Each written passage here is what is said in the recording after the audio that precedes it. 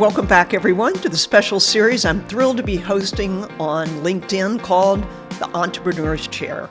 Throughout this series, my goal is to provide you with authentic and intimate communications with trailblazing women that are reshaping the Austin business scene. From startup founders to seasoned business moguls, we'll dive deep into the challenges, the triumphs, and the pivotal moments that have shaped who they are as an entrepreneur. I am so happy to have with us today Beth Goff McMillan, the CEO of SKG in Austin, Texas. It is one of the leading Miller Knoll dealerships in the country, providing workplace consulting, design, furniture, architectural, and technology solutions to organizations nationwide, transforming their spaces into dynamic environments. Beth has energized the company, making it one of the fastest growing companies in the region and one of the largest women-owned businesses in Austin. SKG has made the Inc. 5000 list of fastest growing privately held companies 3 consecutive years. SKG has been recognized as one of the best places to work in San Antonio and Austin. In 2021, she took her 25 years of industry experience and started Folio, the first SaaS-based business for the commercial furnishing industry. Beth is a Henry Crown Fellow at the Aspen Institute, was the first women chair of YPO Austin, on the steering committee of Austin's Women Fund, serves on the University of Texas Leadership and Ethics Council, mentor at Ceresa, and an Ernst & Young Entrepreneur of the Year finalist, and the 2023 CEO of the Year by the Austin Business Journal.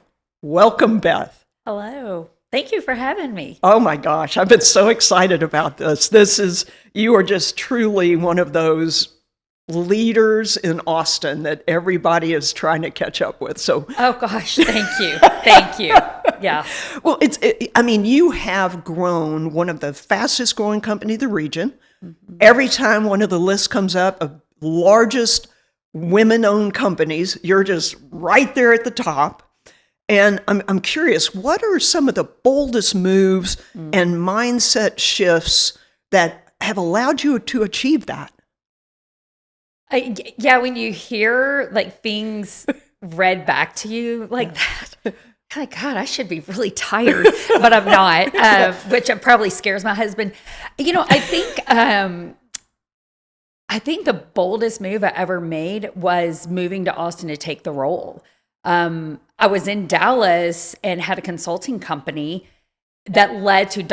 all the things that we'll probably talk about today. But I think coming here was the boldest move. And then after that, it was really a series of shifts and pivots. I mean, the company, SKG, had existed 20 years. It's originally Shelton Keller Group. Okay.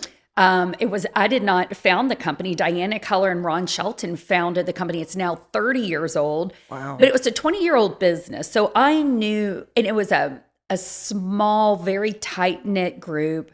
Had a great reputation to begin with. Diana she's incredible. I didn't get the opportunity to work with Ron, but Diana and I got to work together for many years. And she had built a strong foundation, that is for sure. A great reputation, known for service. So I knew coming in where Austin was going, okay, where we wanted to take it. I knew a lot of bold things had to happen, but they had to be very measured, very strategic, very incremental, or I would have lost everybody. It was just too much change at one time. Right. And I know my energy. I'm very high energy. I move very quickly. So I had to be very measured. So even though I kind of knew the plan, I couldn't really tell everybody the plan. If I would have said, hey guys, in 3 years, we're going to, go from 14 million to 63 million, they would have walked out the door. But I think, there were the shifts, but it was mindset. Right. And I really think almost everything is mindset and how you go into it. And it started with, what is the why? What is the why for our business? Like, why are we going to exist? who are we going to be? And that's really where I could think strategically long term, like where did we ultimately want to take the business? Right. How did we want to get there? How do we want to be perceived? How do we want to solve? And the vision came into a plan, and then it was being able to communicate it and articulate that vision when the team was ready to accept it. It was just small little doses of this is where we're going. And yeah. I mean, change management, right? 100%. Intuitively, you knew that, and you had to because it just takes a little time. And I think there was so much of what we do in our day job. I mean, part of what we do with companies, big piece of that is change management. Because changing a physical workplace, you're moving somebody's cheese and you're moving people. And a lot of times processes fall in line with when you're redoing an office space, then it's like, okay, well, here are all the processes, the policies. And now with return to office, there's more protocol than ever. And going through a pandemic, that change management was always part of how we help our clients navigate their change. So we had to use that internally, often, repeatedly, of this is where we're heading and let's all get on board. That makes a lot of sense. And designing physical spaces, I mean, you really are shaping, this is where people they live when they're working and they have a certain way of feeling about that environment. So what do you see the workplace design environment? What's evolving and how are you staying ahead of those trends? I feel like I've almost manifested this moment in time. We, for years, and actually as I said, the consulting company I had in Dallas, I have always looked at the workplace and furniture as strategic business tools. I've been using that phrase for 25 plus years. Yeah. And it is. I mean, the furniture, a lot of people, and frankly, a lot of CEOs look at it as I want no part of making the decision on furniture. And tactically, I understand that. But theoretically, that is where your employees connect to their work. That is where your clients physically engage with you around a table, a conference room, your office. So it is a strategic business tool. That's how work happens. And so we've always approached it that way. And the clients who always got it, if you think the Googles, the Facebooks, Apple, they really transformed how people thought about the workplace, even though our industry knew it, and our industry spends millions of dollars a year on workplace and workforce research. The, average CEO, they're not thinking that way. Right. And so we would always approach it. And for years, we approached not only the physicality of the space, but what were the soft side of the workplace in terms of productivity, employee engagement, culture? How are you connecting people to their work? So we have been primed for what has happened post-pandemic. And so we were ahead of the game because we've been talking in that language. We don't just sell furniture, we solve really big problems for people. And because that was part of our DNA, helping now CEOs look at us and say, I can't get people to come in. And I tell them, and I've set these policies. I'm like, well, policy isn't going to drive engagement. I mean, you can force people to come in, but this is the first time I've been in the professional world for 30 years now. Coming to work was a social engagement in terms of there was a social contract. Right.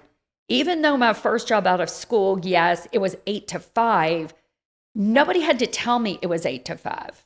It was a social contract and it was really driven by your peers. Like if you took too long at lunch, it was your peers like, what was she doing?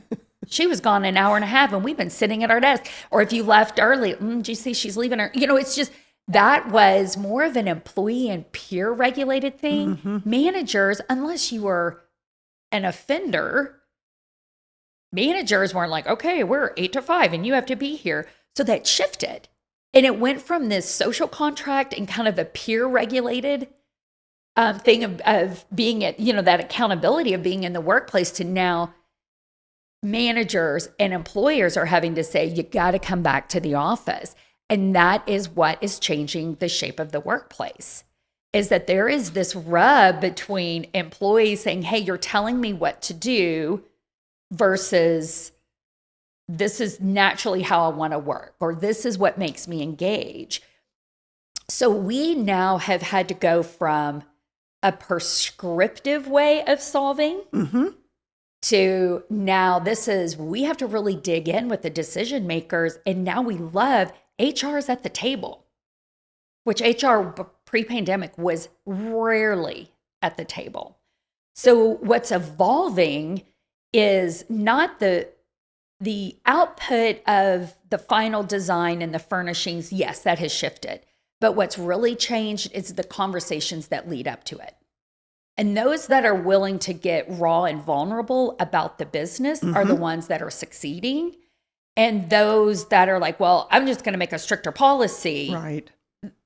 That's not going to do anything but repel the employee. Right. Isn't it fascinating? It's like now there's more of a focus on creating an inviting environment. Right? 100%. And you always knew, right, but you're not going to go out and convince the world of that. No. But COVID kind of put a little bit more in there. And that's where, I never would wish another pandemic, although I think another one will happen. But it did. It shifted how people are now planning and solving for the workplace. And that's exciting for us because there's so much we can do. We can make the output anything, but it's really what is the why of each and every business that we engage with, and then pulling that forward to make that space super unique for that business and their goals and why they even want people in the workplace. So something dear to my heart, you founded Folio. Yeah. A SaaS platform for the commercial furnishing industry. So, I mean, substantial core business and now huge innovation. What was going on in there? Man, I should have more of a fear factor, but I kind of don't. There again, that was a massive evolution. Okay. The idea of Folio is part of the reason why I came to Austin. Okay. The consulting company, and before I had Workspace Vision was the consulting company. Prior to that, I was with Knoll, the design brand, the furniture brand that is now Miller Knoll. I was with them for close to 15 years. I was with a dealer prior to that. And while I was at Knoll, I was running sales and distribution for a large section of the country. We knew we could solve in a different way. And we were always kind of pushed down to, well, respond to this RFP. And you're like, oh my God, you're missing the boat. We're not a commodity. And so starting a consulting company, I really wanted to perfect the best in class way of solving for space for everybody. And so we came up with it. And it is this series of checklists and things that we have to make sure we uncover from engagement all the way through to final punch. Well, when I came to Austin and SKG, I took all of our findings from the consulting company and I infused it into SKG. Yeah. And that was really one of the reasons that we can attribute our success is we had kind of this fundamental playbook that we leveraged. But I always knew the way to create that repeatable process wasn't going to be in a spreadsheet. It was going to be through technology. And during the pandemic, we had been working on the ideation of it. And when everybody was sent home, I'm like, okay, this is the time. Right. And we doubled down. I mean, that is when we literally doubled down. I did what you're not supposed to do. I put in a bunch of my own money. But I knew we had to go and we had to develop very quickly because I knew coming out of that, one of our challenges in our industry is we weren't tech advanced. We still aren't. So to get somebody to adopt technology is very difficult in our industry. But I knew that this was that moment in time that now we're dispersed. Now people aren't with their peers or their managers helping them through a project. They needed something that they could consistently rely upon that wasn't a static spreadsheet. Mm-hmm. That it was, okay, if you do this, then that. And that's what we created. So that was my pet project, was taking all the things that I learned in the industry and developing Folio. Congratulations. Thank you. That is so exciting. Thank you. And I know nothing about developing technology. And can you, I mean, what they say about fundraising is so true. It is incredibly hard. It's hard for women. I'm a several times CEO of successful companies, and you would have thought I was trying to split the atom. Like it was so incredibly difficult. How I was perceived being 50, female, not a tech CEO. Thank God I didn't know how hard it was going to be, or I wouldn't have done it. I mean, truly. But they all just looked at me like I was an absolute moron. And so yeah, it was interesting for sure. And I love that you did it. I did it, and we built it. Yeah. You are known for creating exceptional culture, right? And I'm really curious how you go about that. You know, how do you get to the point of something that's really fueling performance and purpose? Yeah, culture's hard. Yeah. Culture is hard, and I think culture. I think as an owner or a CEO or a leader, you can say all the things, you can put inspirational words on the wall, but really, culture is really driven by the employees. They look to their leadership. Mm-hmm. They'll mimic leaders, but it really comes down to the employees. So you better be authentic, and you better really lean into the employees and give them the autonomy to shape and mold into the vision. And, that was something that Diana and we spoke about a lot. Yeah. And Diana was really strong. She wanted it to be an employee first company. And we had when we came together, there were 4 fundamental things that we knew we had to lean into. One, we had to have a pioneering spirit, because I am very much about evolution. And I knew to be in Austin, Texas, to be solving the way that we needed to solve, we had to change literally everything about the business and set it up that we had to be nimble moving forward. We had to change faster than the businesses and faster than technology. Yeah. So we had to have a pioneering spirit. We knew we had to have the fundamental belief that we support everyone. Never is it allowed to say, that's not my job. That does not fly with us. Driving impact, big. That's huge. But internally, impact self, family, community, business, it all bleeds together. And then professionalism. Like everything that we do has to be professional. So those 4 things show up literally in everything that we do. That's how we look to our leaders. Those are how we look to make decisions. So we started there, and then a handful of years ago, we started a group called Culture Club. Okay. And of course, growing up in the 80s, why wouldn't we call it Culture Club? But we wanted to give pillars to a voluntary group of SKGers to say, okay, how do we improve on professionalism? How do we upskill ourselves? How do we do things to drive impact in the community? How do we flex muscles to support everybody and make it fun? Like, we're very much a work hard, play hard. We have a very random personality, and we wanted that to come through. So we give a decent budget every year to Culture Club, and are like, let's figure out, what does that mean to you all? And what do you all want out of this? And that really, I love our culture, but it's because we love each other. That is amazing, and it's so funny because people, they tend to go like, oh, and here's our core values, and they're up on the wall, and they never become living, breathing things. And what I especially enjoy is you have those 4 foundational, but what they actually look like, what they show up, does evolve over time. So, the pillars of how it 100%. describes. So you have to let that breathe a little bit. And sometimes one will outpace the other.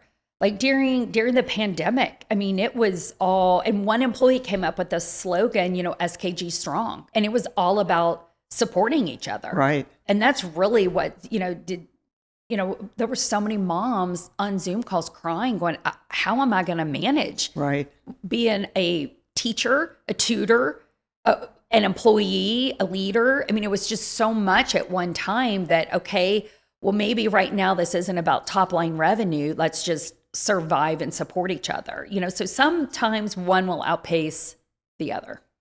Yeah. That makes sense. Yeah.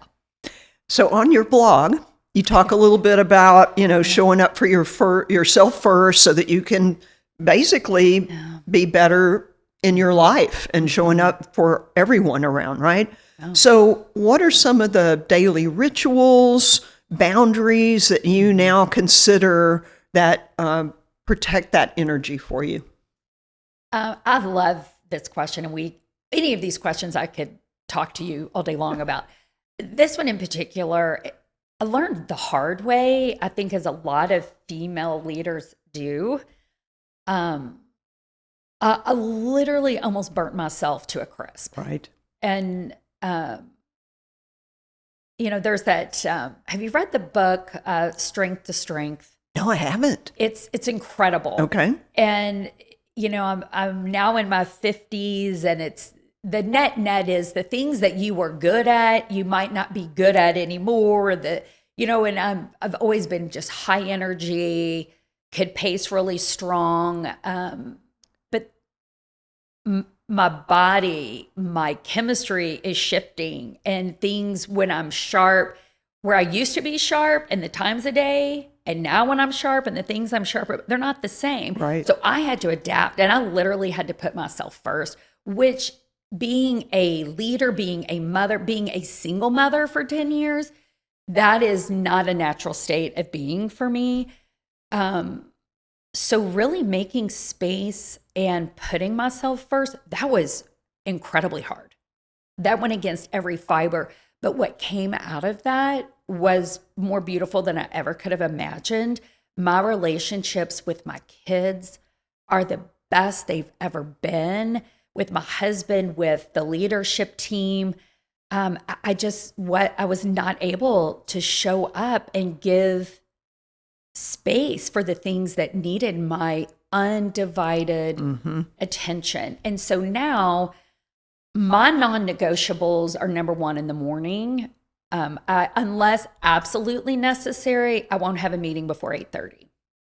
And I won't start there's twice a day, there's one high performance sales team. I do a 7:30 to 8 call, but honestly, I'm putting on my makeup and doing my hair at that time, because that in my mornings, it is, I have to work out. I have to meditate. I have to do my things that put me in the right headspace. And that is a hard non-negotiable. A meeting started 8:30 for me, and 8 to 8:30 phone call time. That's whether they're personal or professional. Anybody I wasn't able to get to the day before, that's when they'll get my return phone call, or that's when I call my mom or my sister or my friends that I haven't been able to touch. Like that 30 minutes is sacred to me. Just if hey, I have 5 minutes, just want to tell you that I love you. I'm thinking about you. Have a great day. And then it starts from there. And then I have a strong turnoff point, time with the family.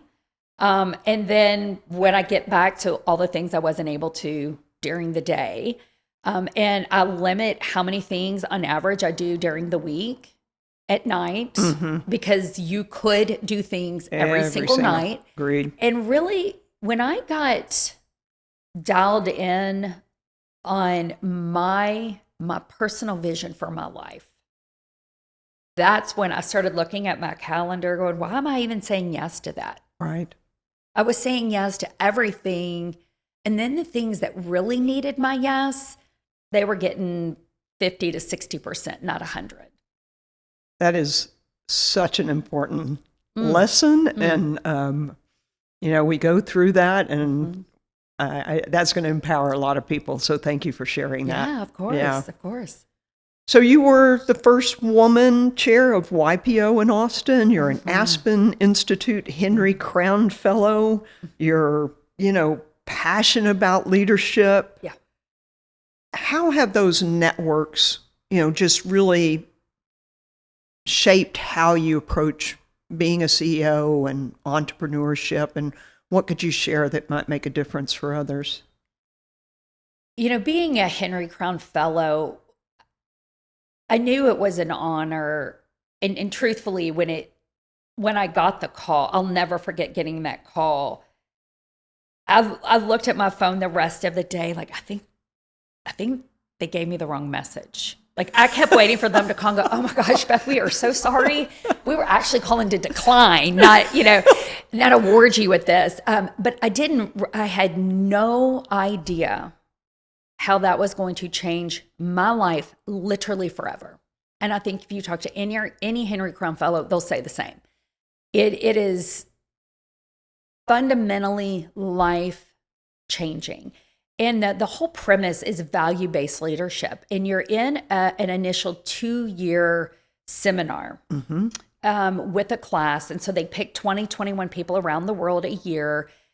And when I say they break you down, like emotionally, they test every one of your beliefs, whether it's about religion, politics, equality, everything is pressure tested. And it's to really separate leadership from value-based leadership. And they have a saying where they create this mosaic of people that are at an inflection point, and they are truly the masters that can literally pick somebody out that is ripe for systemic change. Like, there's got to be more to life than what I'm doing. They can see it even before we can see it. And out of the 21 people in our group, only 2 people are doing the same thing career-wise as when we started. And it makes you question everything in your life. And from that, you could just see the ripple effect of leaders of all walks of life, private companies, publicly traded companies, Fortune 50 companies. You just watch people question, like, whoa, this isn't what I thought success would be. And from that, I was introduced to YPO. So a lot of Henry Crown Fellows, which is a larger, global, broader scale, where I see our fellows, we do a reunion once a year. Now, Austin, there's a really tight group of an Austin Henry Crown Fellowship group. We get together, but it's not that consistent monthly touch of that. I'm going in a ditch. I need to use my lifeline. Where YPO is that kind of at a different level, different scale. And YPO became a local group that is basically your professional peer board. And it has shaped me because I allowed it to. And I'm a firm believer, if you're going to do something, like, get engaged, get involved. And when I got involved with YPO, it was the same but different to Henry Crown Fellowship in terms of it can be overwhelming. There's a lot to it. It can be highly intimidating. And Henry Crown Fellowship has a lot of women. I mean, it's a split 50-50 kind of deal. YPO, not so much. And I think a lot of it, and we've been very vocal inside of YPO, is a numbers game. So YPO, there's set parameters around the enterprise value of the business and how successful the business has to be and your position within that. You have to be a president or a CEO. So if you just think about the trajectory for women, to do that before 45, it's really difficult. Right. they've now changed that. And there is an Athena program for women that are 50 to 55 that's I'm like, okay, if you have children and take any time off, that's almost impossible to hit that pinnacle, where they now have recognized that. But I think I leaned into both of the programs and allowed myself to be curious and vulnerable and ask a lot of questions and listen and allow others' experiences, others' failures, their successes. I've learned from that. And I didn't just use it as, oh, wow, there's some pretty incredible people in here that I can leverage for business. It wasn't about that.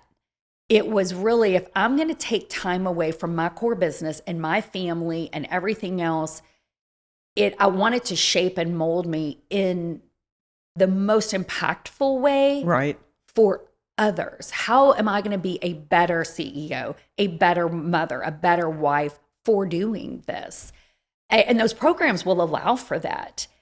And truthfully, when I was in YPO, it was very few women. And I got on the board ladder almost accidentally. I thought I was volunteering. Curtis roped me in early on, thinking I thought it was going to be a day chair. I thought I was going to run 1 or 2 events in our ed year. What I did not realize I was signing up for is to be the learning chair, which has to put on like 10 events. And as I was doing that role, I got to know a lot of the members. I got to know the program more intimately. I got to know YPO as a larger organization. And then I realized what we were talking about and what we were doing weren't aligned necessarily. And I think YPO Austin chapter was also evolving because Austin has changed so much. Sure. And there were so many newcomers, but we can be better for that. It doesn't have to be a negative.